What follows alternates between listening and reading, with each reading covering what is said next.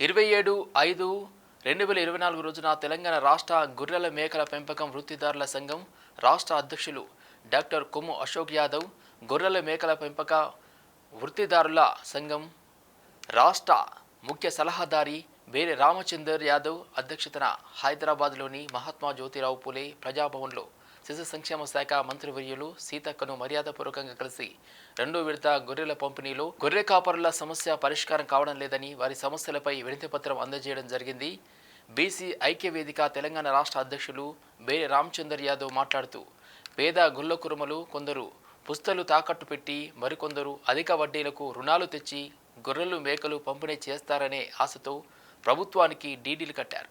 గత ప్రభుత్వం వారికి రెండవ విడతలో గొర్రెలు మేకలు పంపిణీ చేయలేకపోవడమే కాక వారు కట్టిన డీడీలు సైతం తిరిగి చెల్లించకుండా వారిని కష్టాల్లోకి నెట్టారు. ఇట్టి ఆశావాహులకు ఈ ప్రభుత్వం న్యాయం చేస్తుందని ఆశాభావం వ్యక్తం చేస్తున్నామని అన్నారు.